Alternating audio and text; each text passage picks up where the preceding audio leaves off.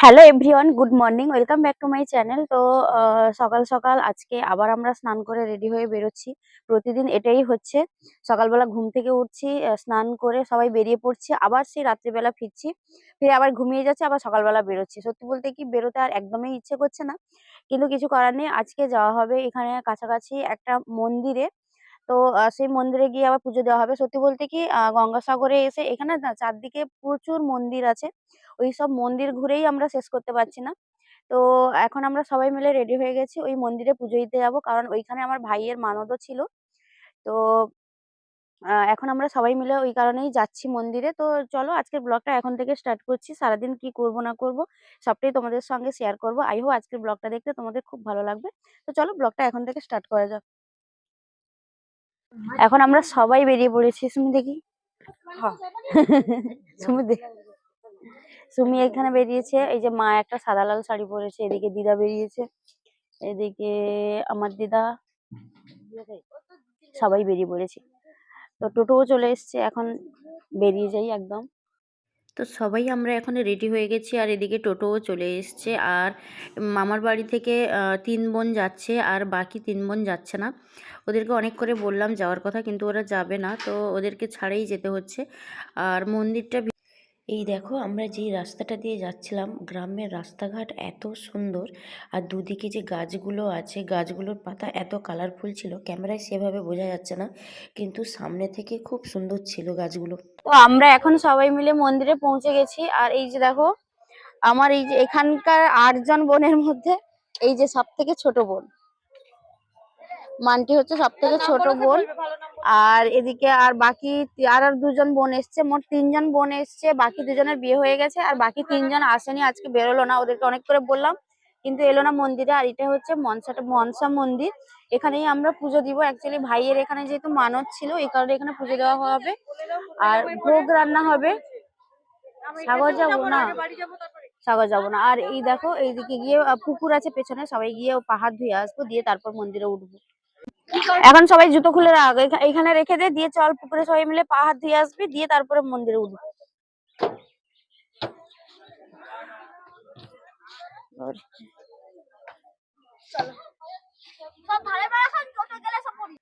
আর এই যে দেখছো পুকুরটা, এই পুকুরটা ঠিক মন্দিরের পেছনে। এখানে আমরা সবাই এসে পা হাত ধুয়ে নিলাম। আর এই পুকুরটাতে নাকি সব সময়ের জন্য রাজহাঁস ছাড়া থাকে।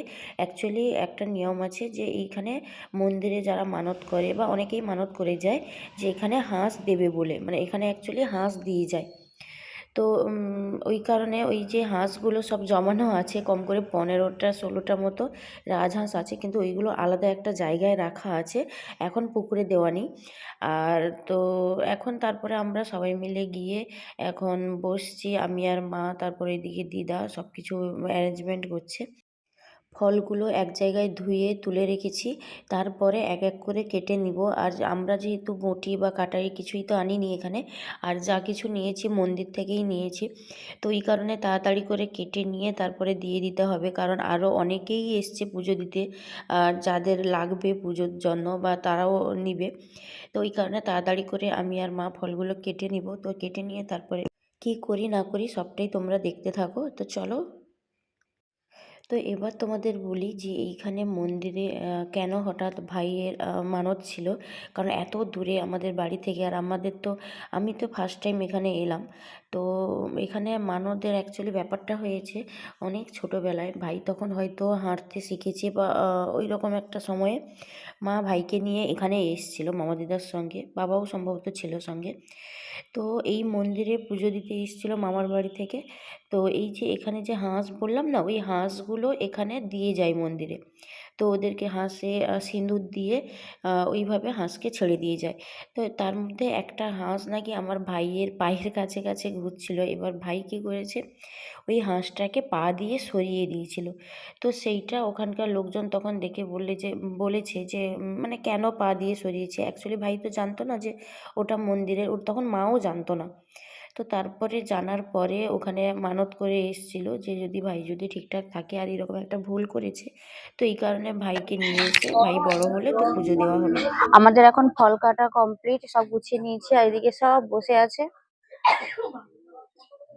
আর এদিকেও সবাই পাশাপাশি যারা এসছে পুজো দেওয়ার জন্য ওরা সবাই মিলে এখানে ফল টল কাটছে। এই জায়গাটা হচ্ছে তোমার ফল কাটার জায়গা। তারপরে ওই দিকটা তোমার অন্নভোগের জন্য সবকিছু প্রিপারেশন চলছে। তো চলো, আমাদের যেহেতু ফল কাটা হয়ে গেছে, এখন মন্দিরে গিয়ে দেখি অঞ্জলি দেওয়া হবে নাকি। কিরে গালে হাত দিয়ে বসছিস কেন? আমার ভোগ, এইটা আমাদের হাঁড়ি। এইটা তোমার ভোগ রান্নার জায়গা, ভোগ রান্না হয় এখানে। আর এই যে তিনটা উনুন, তিনটা মাপের, এটা বড়, তারপরে একটু ছোট, তারপরে একটু ছোট। আর কড়াইগুলো দেখো, এটা সব থেকে বড় কড়াই, তারপরে তারপরে এটা একবার ছোট কড়াই। তো এখানেই রান্না বান্না হবে। এই যে আমাদের এখানে পায়েসের চাল যা যা লাগবে সব এখানে দিয়ে যাওয়া হয়েছে। এবার এরপরে রান্না হবে। তো চলো মন্দিরের দিকে যাই, চল মন্দিরের দিকে যাই। এই তো দিদা এসছে। কি হয়েছে? এখান থেকে তোমার পুজো দেওয়ার জন্য এখানে সন্দেশ এখান থেকেই আনতে হবে। আচ্ছা, আমাকে এই প্যাকেট গুলো কত করে এগুলো? এটা 30 টাকা, এটা 50 টাকা, এটা 40 টাকা। আচ্ছা, আমাকে এইটা একটা দাও, এর সঙ্গে ধূপ একদম ছোট ঝুড়ি একটা দিয়ে দাও।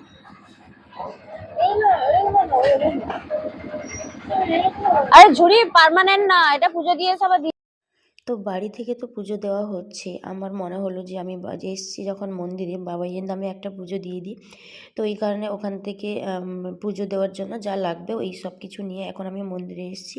আর সকাল থেকে খাওয়াও যেহেতু হয়নি, তাই ভাবলাম অঞ্জলিও দিয়ে নিব।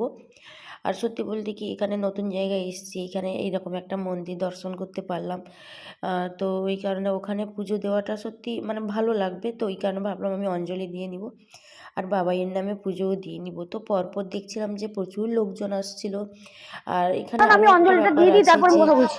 কেউ এইরকমও মানত করে যে ঠাকুর নিয়ে আসবে, মানে মনসা ঠাকুর নিয়ে এসে এখানেই পুজো দেবে, দিয়ে ঠাকুর রেখে যাবে।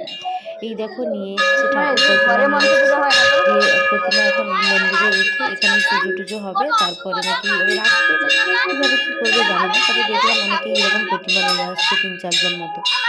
তো অনেক ঢাকঢোল পিটিয়ে প্রতিমা আনছে। তো অনেক রকমের বেশ অন্যরকম নিয়ম দেখে বা এইসব দেখে বেশ ভালো লাগছিল। আমাদের এদিকে কিন্তু এরকম হয় না। এদিকে অনেক কিছু দেখার মানে, আর সবথেকে বড় কথা কি বলো তো, গঙ্গাসাগরের দিকে না তোমার প্রচুর মানে একটু একটু জায়গায় গেলেই তোমার মন্দির, আর প্রচুর মন্দির আছে। তো সত্যি বলতে বাঙালি মানে আমরা যে বাঙালি হয়েছি, সারাক্ষণ মোটামুটি আমাদের পুজো আর্চা, নানান ঠাকুর দেবতা এইসব নিয়েই আমরা থাকি। তো যাই হোক, তারপরে আমাদের অঞ্জলি দেওয়া কমপ্লিট হওয়ার পরে এখানে একটা মশলা মুড়ির দোকান ছিল। মশলা মুড়ি শুধু নয়, মশলা মুড়ি, মিক্সচার, তারপর তোমার অনেক রকমের চিপস, অনেক কিছুই ছিল। তো এখন সবাই মিলে আমরা মুড়ি খেয়েছিলাম, কারণ আর মুড়িটাও অনেকটা করে দিচ্ছিল, খুব ভালো করে বানিয়েও দিচ্ছিল। তো এই কারণে আমরা সবাই মুড়ি খেয়েছি। আর এখন খাওয়া দাওয়া করে নিয়ে একটু যাব সি বিচের দিকে। আর অ্যাকচুয়ালি আর এদিকে দেখো আমার এই বোনটা কি মিষ্টি না, ও অ্যাকচুয়ালি থাকে কলকাতাতে, ওখানেই পড়াশুনো করছে, ওখানেই ওদের বাড়ি, মানে আমার ওই ছোটো কাকুর মেয়ে। তো ওরা ও কলকাতাতেই থাকে, কলকাতাতেও ওদের বাড়ি আছে, তো ওখানেই থাকে, ওখানেই পড়াশুনো করছে। আর ছোটো কাকু অ্যাকচুয়ালি আর্মিতে জব করে, তো বাইরেই থাকে সবসময়। তো ঠিক আছে, চলো এখন পুজো দেওয়া যেহেতু কমপ্লিট হয়ে গেছে, এখন একটু সি বিচের দিকে যাব। আর ভাইও অঞ্জলি দিয়ে নিয়েছে, বাবা মা সবাই পুজো দিয়েছে, ভাই বেশ একটা পাঞ্জাবি পরে এসেছিলো পুজো দিতে। আর এখানেও একটা তোমার ওই মনসা গাছ কত বড়। এইসব বাড়িগুলো দেখো, চলো, এইসব যে বাড়িগুলো দেখছো না, আর এই দিকে যে জায়গাগুলো, এইগুলো একটা সময়, মানে একটা সময় না, এখনো আমার মামাদেরই জায়গা ছিল। মানে মামাদের এইসব জায়গায় সব বাড়ি ছিল। তো পরপর পাশাপাশি সব গ্রাম ছিল, তারপরে তোমার ঝাউ গাছ ছিল, তারপরে নদী ছিল। কিন্তু যখন আইলা ঝড় হয়েছিল 2007 কি 2009 সালের দিকে, তখন তোমার জল ঢুকে এসে পুরো গ্রামগুলো সব নষ্ট হয়ে গেছে। আর মামাদের যে পুরোনো যে বাড়ি যেখানে ছিল, আমরা এখন যাচ্ছি ওইখানে, ওই পুরোনো বাড়িটা কোথায় ছিল ওই জায়গাটা দেখতে। কিন্তু এই সব জায়গাগুলো এগুলো সব মামাদের ছিল। আর সেই সময় তার আগে আগে ঠিক মামাদের এখন যে বাড়ি, ওই জায়গাটা মামারা কিনে রেখেছিল। তো ওটা মানে কিনবে কিনবে না এরকম করে করে ওই জায়গাটা কিনেছিল। তো তারপরে যদি না কিনে রাখতো তাহলে মামাদের হয়তো মানে তখন হয়তো খুবই অসুবিধা হতো। সেইখানে একটা বাড়ি ছিল বলেই মামারা তখন ঝড়ের পরে সবকিছু নষ্ট হয়ে গেছে। মানে জমি জমা, বাড়ি, তারপরে তোমার ফিশারি ছিল, এইগুলো সবকিছু নষ্ট হয়ে যাওয়ার পরে আবার নতুন করে ওখানে বাড়ি হয়েছে। তো আমরা এখন ওই পুরনো যেখানে বাড়ি ছিল ওই জায়গাটা দেখতে যাচ্ছি। তো চলো তোমাদেরও দেখাই ঘুরিয়ে। সেটা পুরা এটা সেটা ফিশারি। মানে সেখান থেকে পুরোটা ছিল আর কি। ও এই মাঝখানে এটা হচ্ছে ছবিটা হচ্ছে আমার ভাইটা ভাইটা বলতে আমার জেঠার ভাই। আর এটা আমার 4 বিঘা 3 বিঘা 7 বিঘা। ও এখন তো সেই জায়গাগুলো যে উঁচু করছে সেগুলো দিয়ে রাস্তা হবে নাকি? ও পরপর বাঁধের কাজ হচ্ছে আর কি। চল। কি আমার ঘর তলায় দোতলা। মানে দোতলা ঘর ভেঙে যাওয়ার পরে এখন না এরকম সত্যি তো মানুষ বাড়ি করতেও তো ভয় পাবে, এত ফুল গাছটা লাগিয়েছে নষ্ট। মানে উপরে ছাদ চৌঘারা ঘর ভিতরে ভেঙে কি অবস্থা হয়েছে পুরো ঘরগুলো ভেঙে, মানে মানুষের কত ক্ষতি। এখনো বাস্তব দেখলে কি মনে হয় যে আগে কি থাইলা। আইলা ঝড়ে কতটা ক্ষতি হয়েছে মানুষের সেটা চোখে না দেখলেই বুঝতে পারতাম না। সত্যি আমরা শুনেছিলাম সেই সময় ঝড়টা বেশিরভাগটা তোমার এই দিকটাই হয়েছিল, কিন্তু এত বড় যে ক্ষতি হয়েছে মানুষের সেটা তো এইখানে না এলেই বুঝতে পারতাম না। আর এই অঞ্চল ছিল বাড়িগুলো তুই কি দেখো, দেখেছিস? এদের সব বড় বড় বাড়ি ছিল। আর সত্যি বলতে কি এদিকে মানুষজন বেশিরভাগ মানে প্রত্যেকটা বাড়িতেই, বেশিরভাগ বলে বলবো প্রত্যেকটা বাড়িতেই তোমার চাষবাস, মানুষের কত তারপরে ক্ষতি পানের হয়েছে খরচ, ফিশারি, এগুলো সব গাছপালা এইসব নিয়েই ওদের থাকে, ওই সবই ওদের জীবিকা। সেখানে ওদের পুরো টোটাল ভালো ভালো মানে বাড়ি সব ভেঙেছে, গাছপালা নষ্ট হয়েছে। তারপরে মানুষ কোনো রকমে বাড়ি করে থাকতে তো হবে, তো সেইভাবেই আছে। মানে কতটা ক্ষতি হয়েছে তাহলে ভাবো। আর এই যে বাড়িটা দেখছো এত বড় বাড়ি, এই একটাই বাড়ি টিকেছিল ওই ঝড়েও। আর কিন্তু বাকি পাশাপাশি বাড়ি সব ভেঙে নষ্ট হয়ে গেছিলো। তবে এই বাড়িটা যে আছে এটাও মানে অনেকটাই বলছিল কাল থেকে গপু কাঁদছে যে সমুদ্রে জলে স্নান করে। এখান থেকে সোজা এটা হচ্ছে আমার রাধিকাপুর। রাধিকাপুর। তারপরে ছিল সত্যাবতীপুর, তারপরে ছিল নদী পার, তারপরে ছিল নদী। দারুণ, কিন্তু এত দূর হয়েছে।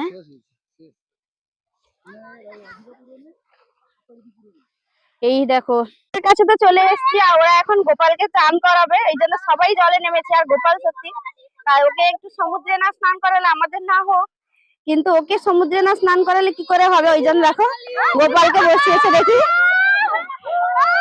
ওই সাবধান, তাকে ধরে রাখবি কিন্তু। এই দেখো আমার গোপাল স্নান করছে। স্নান করিয়ে নিয়েছো? গোপু স্নান হয়ে গেছে, মানটি গোপু স্নান করিয়ে নিয়েছে। তো সবাই মিলে আমরা আবার মন্দিরে ঘুরে এসেছি। এসে দেখি প্রচুর মানুষ এসছে, সবাই অঞ্জলি দিচ্ছে। ভাবলাম তোমাদের সঙ্গে একটু শেয়ার করে দিই। তো তারপরে এদিকে দেখো একজনের বাড়ি থেকে হাঁস নিয়ে এসছে, হাঁস বলতে রাজহাঁস নিয়ে এসছে। এই যে রাজহাঁস, তো কি সুন্দর ওর কপালে দেখলাম লাগিয়েছে, তোমার সিঁদুর লাগিয়েছে। দিয়ে এখানে এইভাবে তোমার মন্দিরের চারদিকটা ওইরকম ছেড়ে দেয়, তো মন্দিরের চারদিকটা ঘুরে ওকে একটু মুড়ি এইসবই খেতে দিচ্ছিল। আর তারপরে মন্দির থেকেই নিয়ে তারা যেখানে রাখে ওখানে রেখে দেয়। আর হাঁসটা দেখো এদের পায়ের নিচে, তার পায়ের নিচে এরকম করে গলছে চারদিক করে। তো তারপরে সবাই মিলে আমরা জীবন ঠান্ডা খাচ্ছিলাম, খেতে খেতে এখন চলে যাব বাড়ি। বাকিরা পরে আসবে। আর আজকের ব্লগটা এতটাই। ব্লগটা কেমন লাগলো তোমরা অবশ্যই জানাবে। যদি ভালো লাগে please like, comment and subscribe. তোমরা সবাই খুব ভালো থাকো, এরপরে নতুন নতুন ব্লগ পাবে। তো সবাই খুব ভালো থাকো, টাটা।